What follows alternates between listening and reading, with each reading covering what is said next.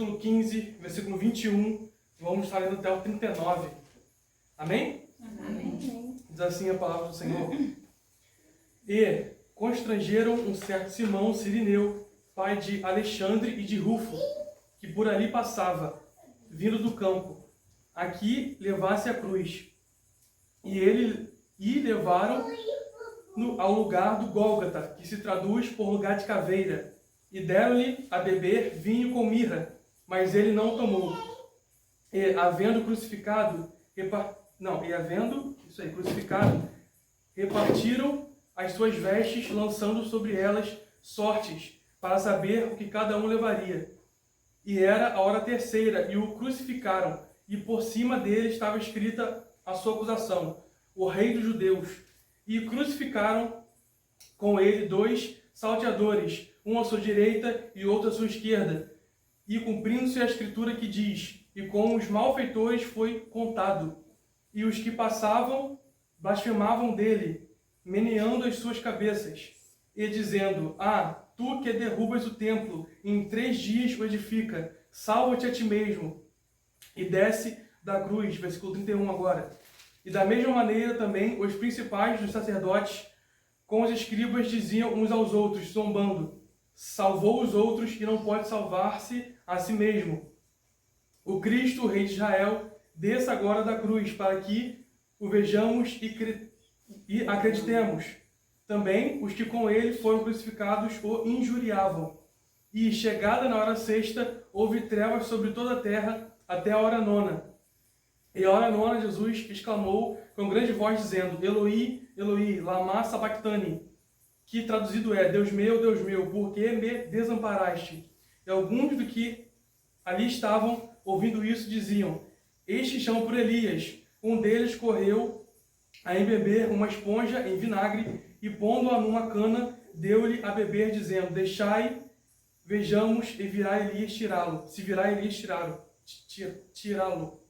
E Jesus, dando um grande brado, expirou. E o véu do templo se rasgou em 2, de alto a baixo, e o centurião que estava defronte dele, vendo assim clamando expirara, disse: verdadeiramente este homem era o Filho de Deus. Amém? O Senhor Jesus, ele veio nessa terra para morrer por nós, morrer pelos nossos pecados, e ele passou por muita dor na crucificação, por muito sofrimento, passou por humilhação, mas a humilhação dele não começou na crucificação. Começou lá em Filipenses, quando vai descrever, Paulo descreve que ele, sendo Deus, não teve por usurpação ser igual a Deus, mas humilhou-se a si mesmo, transformando-se em forma de servo, por amor à igreja. Ou seja, o rei se transforma em servo. Um ser celestial se faz humano, por amor a nós.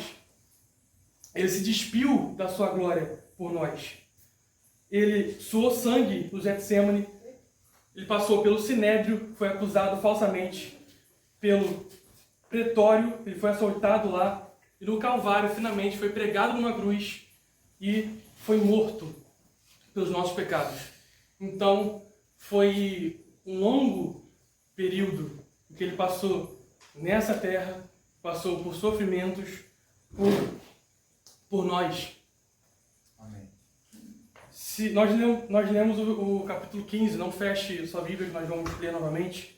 Se a gente voltar um pouco no capítulo 14, a gente vai ver que logo no início do versículo 14 se inicia uma conspiração contra Jesus. Eles já estavam pensando, conspirando contra Jesus. E do versículo 3 ao 9, uma mulher, ela unge o corpo de Jesus, ela unge com perfume, já o preparando para o que viria a acontecer, já o preparando para a morte dele. Logo depois, Judas, ele concorda em trair Jesus por 30 peças de prata. Judas Iscariotes, que era discípulo de Jesus, que andava junto com Jesus, ele que ouvia os ensinamentos direto do próprio Jesus, o aceitou traí-lo por 30 peças de prata.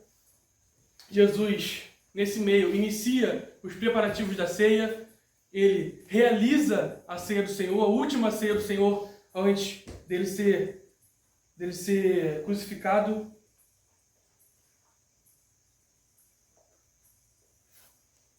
E dali, quando ele realiza a última ceia, ele vai para o Getsemane, para o jardim do Getsemane. E ali ele ora, ele fala com o Senhor. Ele fala: Senhor, se possível, passa de mim esse cálice. No entanto, faça a sua vontade. E Jesus ali no Getsemane, ele passou por uma dificuldade emocional enorme. Tanto pelo que ele haveria de passar fisicamente, porque, como nós vamos ver, a crucificação era algo cruel, desumano, tanto quanto pelo fato de que Jesus teria que quebrar a comunhão contínua que ele tinha com o Pai. Ele sempre esteve com o Pai desde o início. Desde sempre. E ele teve que quebrar a comunhão dele com o Pai, porque todo o pecado da humanidade veio sobre ele. É justamente por isso que ele fala: Senhor, o Senhor me desamparou, me abandonou, porque os nossos pecados estavam vindo sobre ele. Ali no Getsemane, vai falar que ele suou sangue. Que ele suou sangue. Isso é uma doença chamada hematidrose, que na ciência hoje a gente conhece, que é o sangramento espontâneo através da pele. Que a causa não é bem estabelecida por que isso acontece, mas está diretamente ligado a estresse, ligado a exercício físico excessivo ou a ansiedade. Jesus ele passou por isso ali no jardim do Getsemane, de noite, a noite antes de ser traído. Você imagina o que ele não passou? Imagina o tamanho da angústia que ele estava passando, do que haveria de vir, do que estava prestes a acontecer. O versículo 36 fala que ele pede, versículo 34, perdão, fala que o próprio Jesus falou que a sua alma estava profundamente triste pelo que haveria de acontecer. Ou seja, ele já estava prevendo tudo aquilo. Ele já sabia tudo aquilo ali. Então, Judas trai ele vai até Jesus, o beija no rosto. Jesus, ele é levado para o Sinédrio à noite, para ser julgado pelos judeus. E a primeira coisa que nós temos que entender é que esse julgamento foi um julgamento completamente ilegal. Porque, segundo a lei da época, eles não poderiam se reunir no Sinédrio à noite. Mas eles pegaram Jesus e se reuniram à noite para acusar ele. E eles estavam procurando motivos para acusá-lo.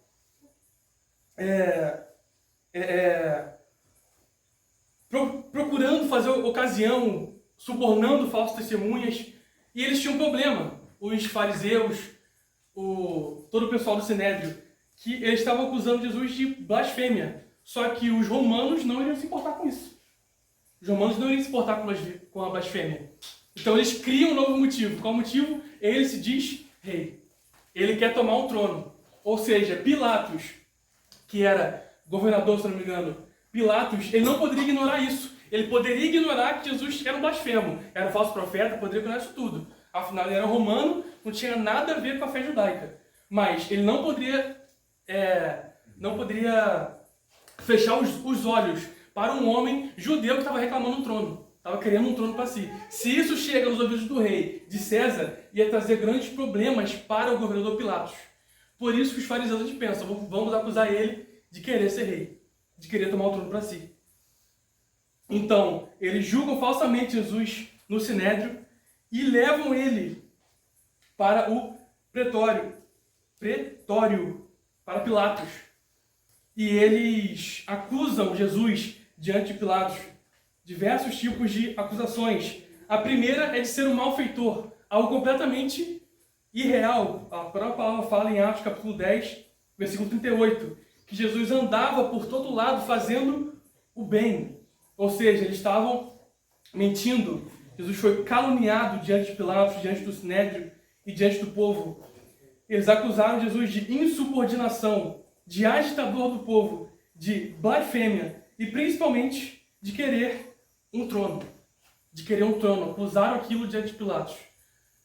Pilatos não poderia ignorar um homem sendo acusado de insubordinação e agitação do povo. Porque o Pilatos, ele tinha a função de manter os judeus em paz, de conter todo tipo de rebelião. Se eu fosse estudar a história, já havia tido rebeliões. O próprio Barrabás fazia parte dessas rebeliões. Era uma função de Pilatos conter isso.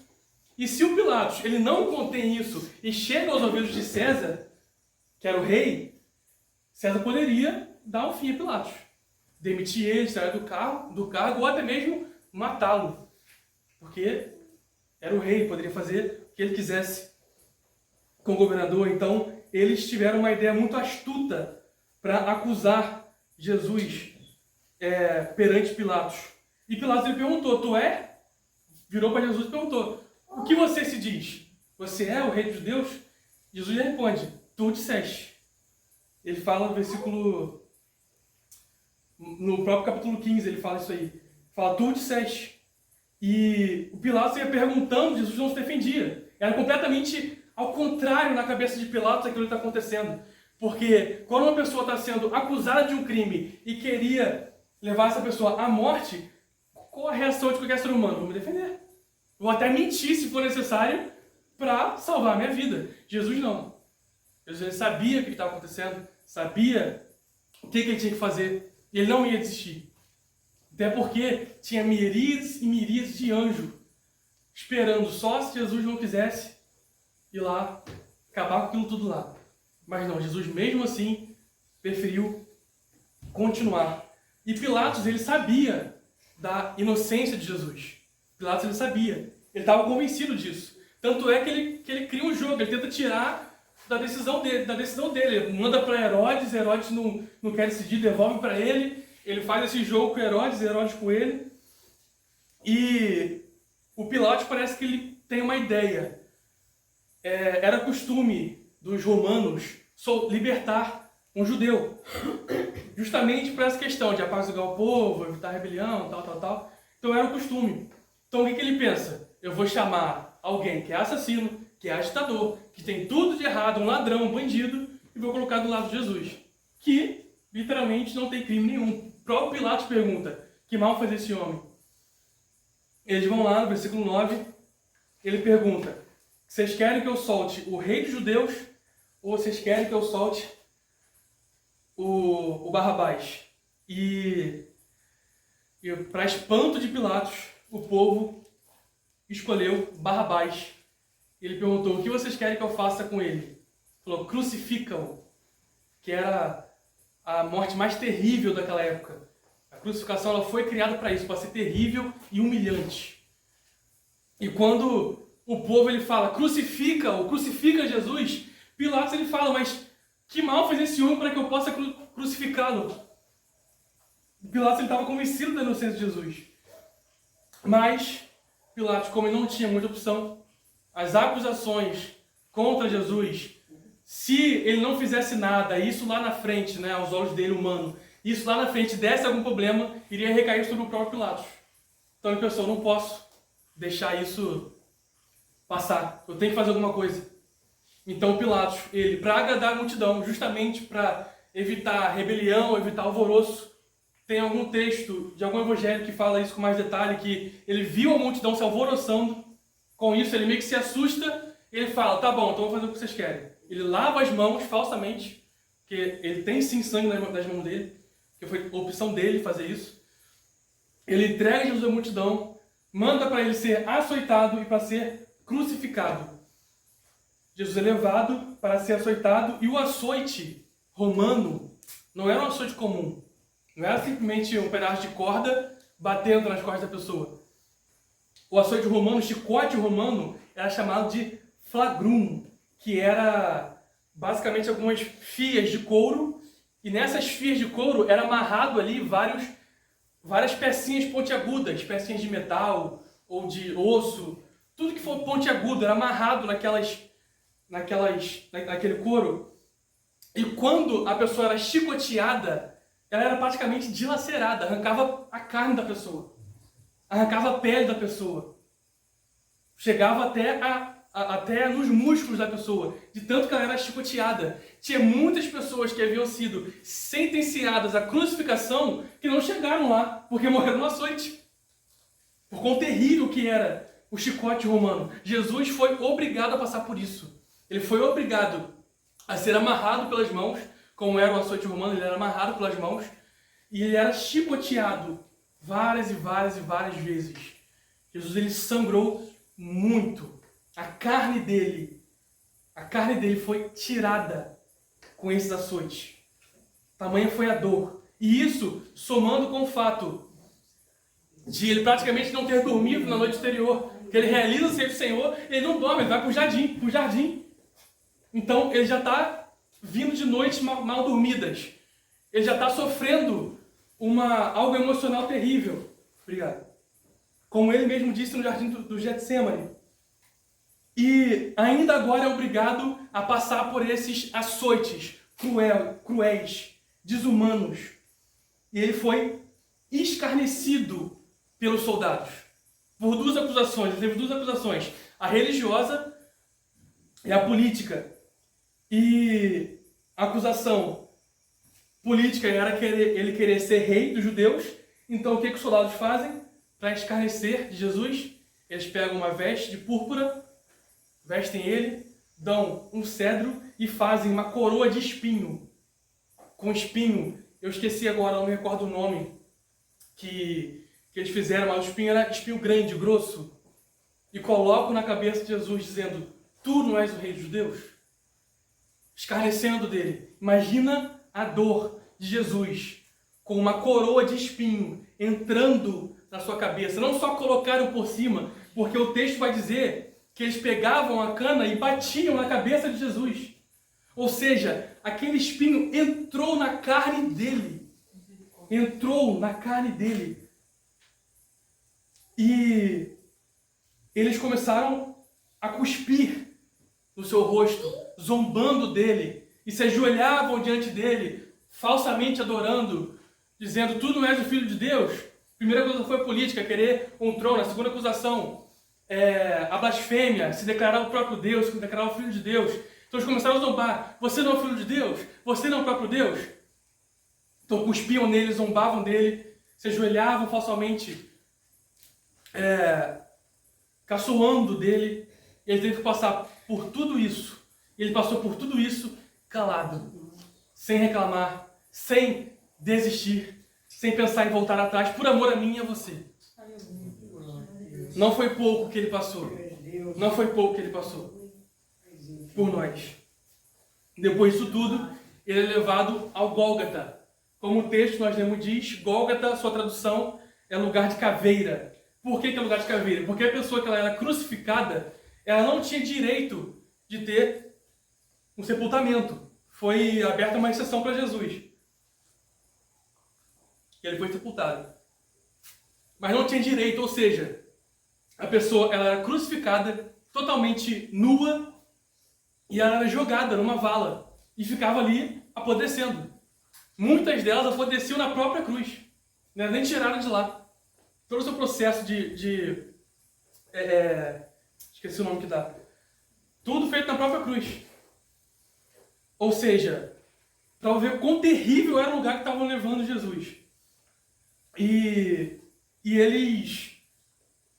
no meio daquilo tudo, ele ainda tinha que levar a cruz dele. A parte que o braço ficaria... A cruz tinha duas partes. A parte principal, que era maior, e a segunda parte. O crucificado só levava a segunda parte. A outra parte era colocada na frente. Então, era amarrado nas costas da pessoa que estava sendo crucificada, desse modo aqui, ou de frente ou de trás, para que ela consiga carregar até o lugar. Mais um sinal de humilhação. A pessoa, ela tem que carregar o pedaço de madeira que vai matar ela. Isso é desumano demais. É cruel demais. Ele teve que carregar aquilo e, claramente, como humano, estando na forma humana, ele não conseguiria fazer aquilo. Tanto é que no início do texto que nós lemos, fala que Simão Cirineu foi convocado, praticamente, a ajudar Jesus. E o interessante fazendo um parênteses aqui, é que o Simão que ajudou Jesus não foi o Simão que algumas horas atrás havia prometido que morreria por ele. Simão Pedro dizia que morreria por ele, que jamais negaria ele. O Senhor falou, você vai me negar 3 vezes ainda, antes que o galo cante. Então Simão que havia jurado que nunca faria, estava longe. Mas o Simão que nunca havia jurado nada, estava ali e ajudou Jesus. E a história vai dizer, até mesmo alguns versículos bíblicos dão a entender, que o Simão Cirineu e a sua família posteriormente se converteram e foram na bênção na mão do Senhor, depois daquilo ali, né? Então, Jesus sendo obrigado a carregar a própria cruz, já com noite mal dormida, com o seu emocional abalado, com o seu corpo físico completamente dilacerado, com uma cruz pendurada, com uma coroa pendurada na cabeça, ele vai até o Gólgota para lá ser crucificado. E na crucificação não se sabe ao certo. Cada um fala uma coisa, cada arqueólogo fala uma coisa. Alguns dizem que era colocado na mão, outros que era colocado no pulso, um prego gigante, um prego desse tamanho aqui, né? Era pregado, a pessoa era pregada, ou com a mão para cima, ou com a mão para trás, né? Mas de algum modo em que segure a pessoa.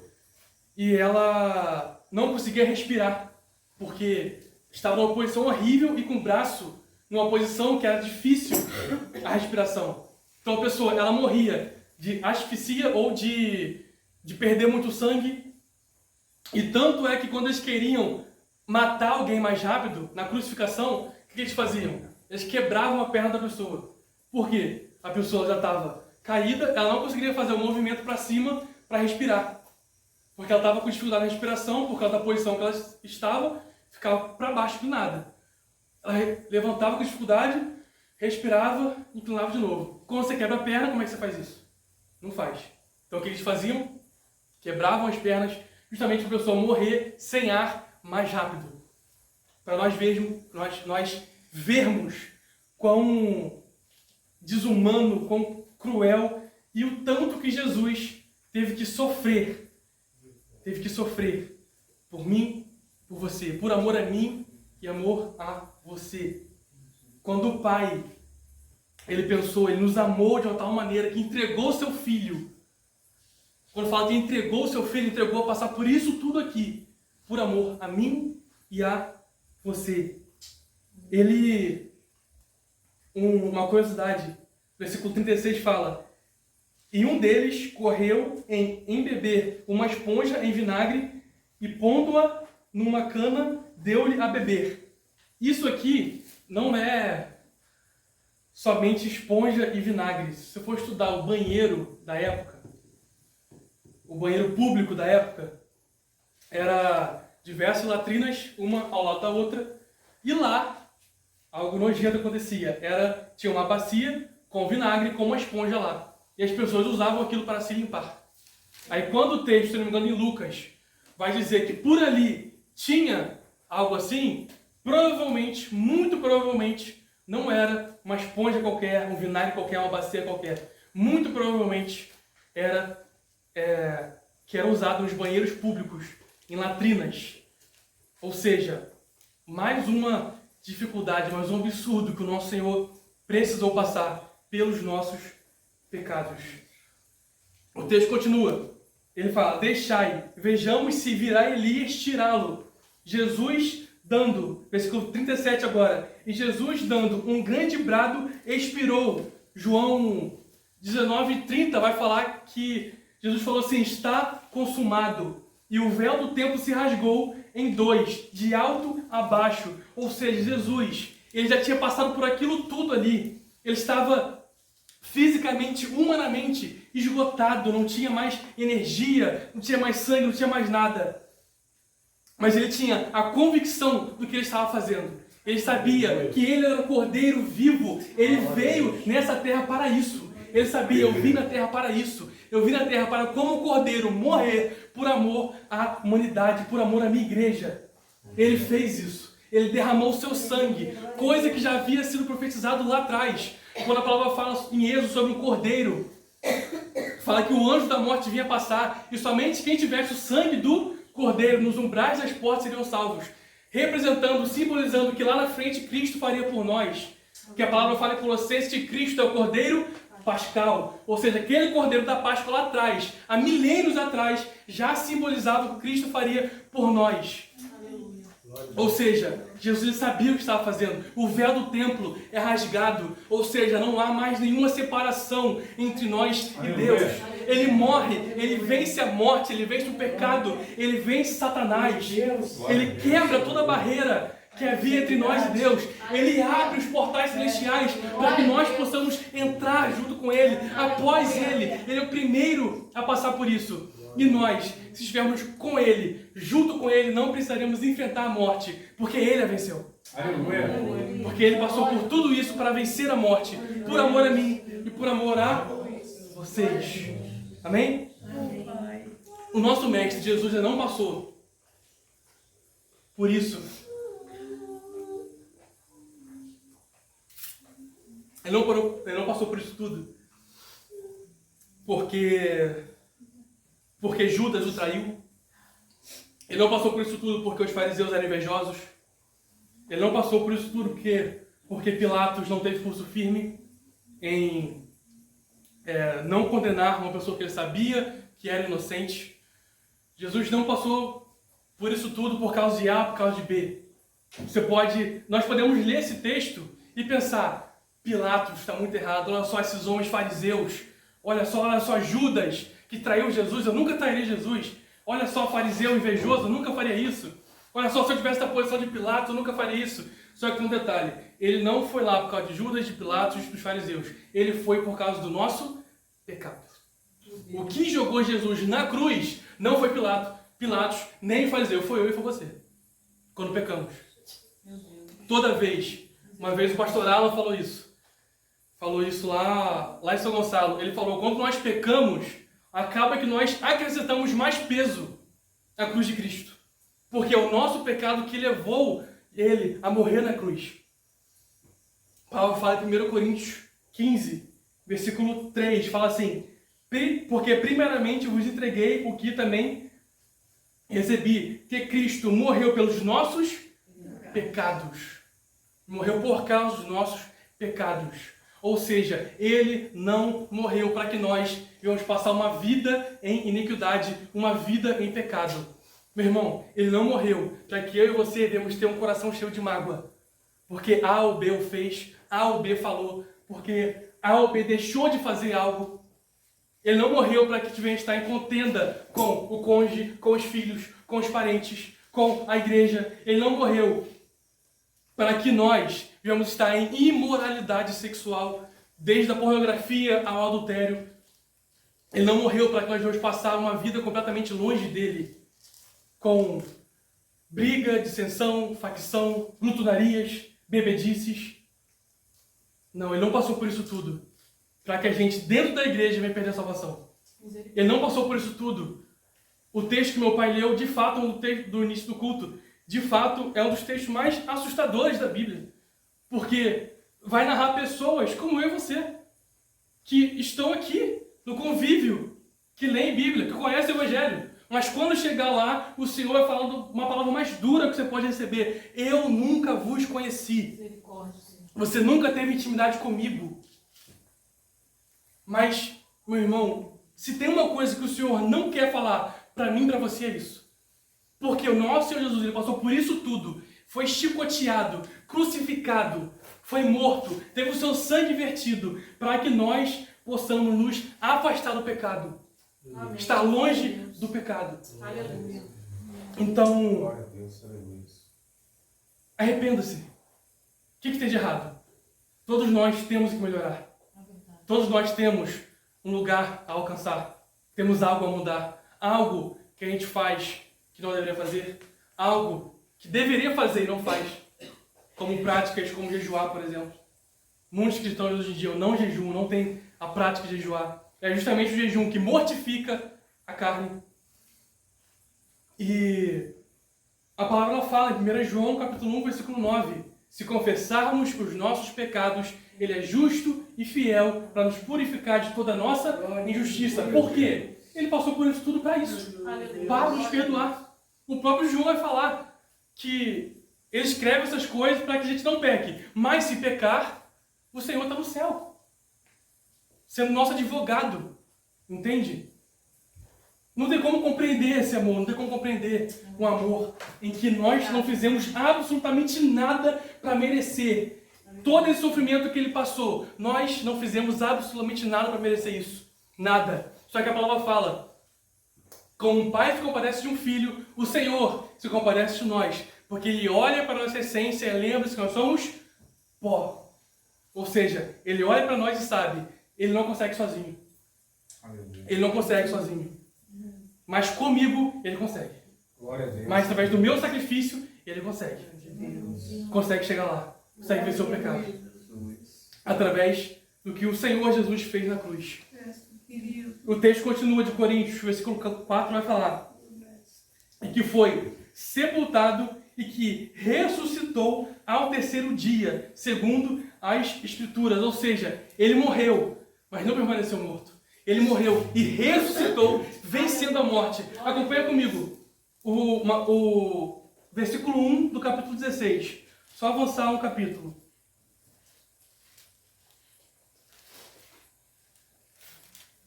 Marcos 16, versículo 1. Quando terminou o sábado, Maria Madalena, Salomé e Maria, mãe de Tiago, compraram especiarias aromáticas para ungir o corpo de Jesus. No primeiro dia da semana, bem cedo ao nascer do sol, elas se dirigiam ao sepulcro perguntando umas às outras: quem removerá para nós a pedra da entrada do sepulcro? Mas quando foram verificar, viram que a pedra era muito grande, havia sido removida. Entrando no sepulcro, viram um jovem vestido de roupas brancas, assentado à direita, e ficaram amedrontadas. Não tenha medo, disse ele. Vocês estão procurando Jesus, o Nazareno, que foi crucificado. Ele ressuscitou. Não está mais aqui. Ele fala, não adianta você procurar aqui, porque ele não está mais aqui. O sepulcro está vazio. Se você for lá em Meca, na Arábia Saudita, o corpo de Maomé está lá. Se for em Jerusalém, o corpo de Jesus não vai estar. Porque Maomé não subiu, ele desceu. Porque ele conhecia o Evangelho. Ele conhecia a palavra de Deus. Mas ainda assim, proferiu mentiras contra os cristãos. Mas se você for em Jerusalém, lá na tumba de Jesus, ele não está lá. Porque ele está no céu. Porque ele foi assunto aos céus. E do mesmo modo que ele subiu, a palavra fala que ele voltará para buscar a sua igreja. Mas uma igreja santa, pura e adornada.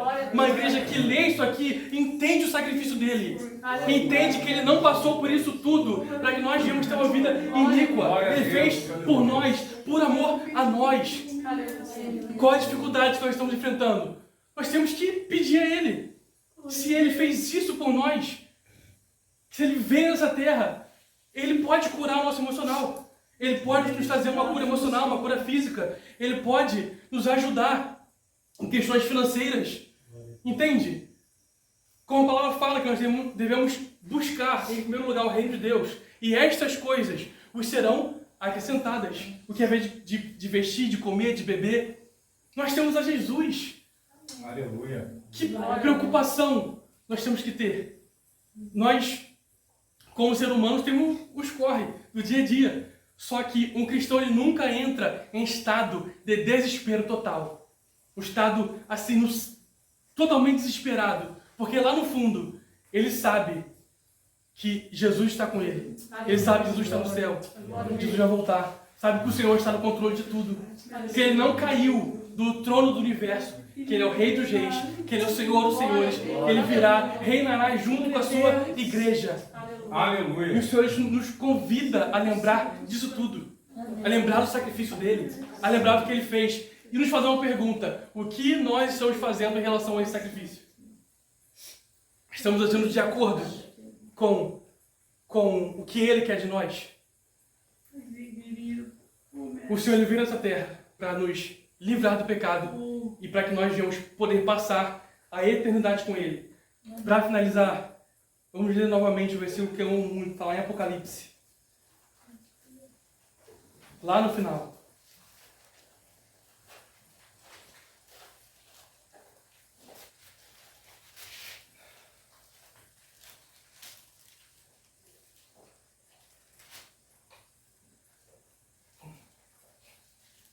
Versículo 21, é o capítulo 21.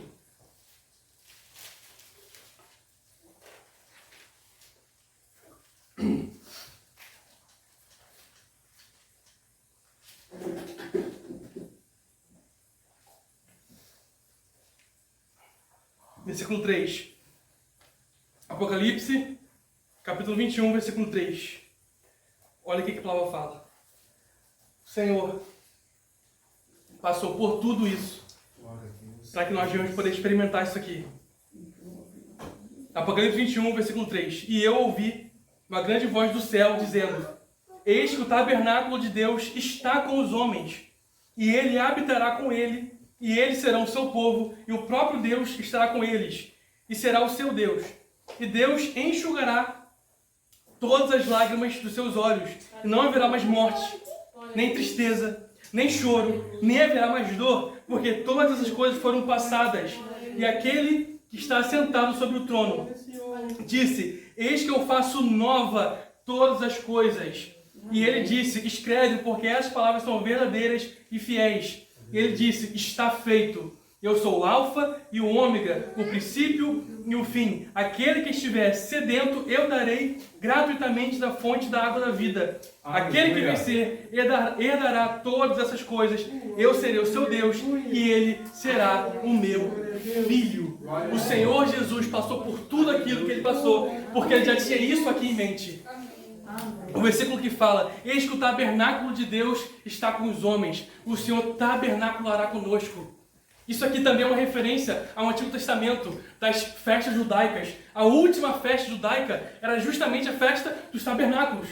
Que os judeus eles faziam tabernáculos, tendas.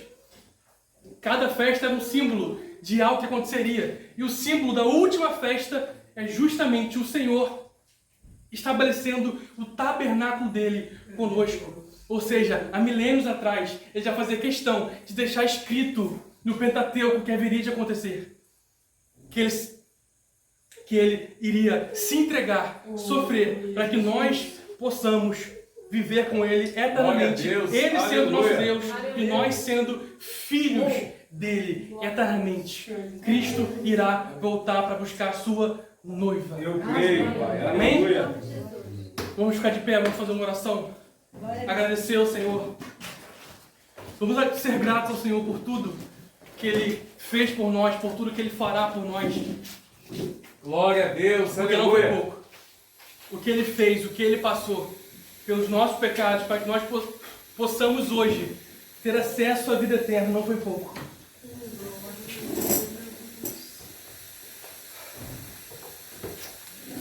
Oremos. Santo Deus poderoso.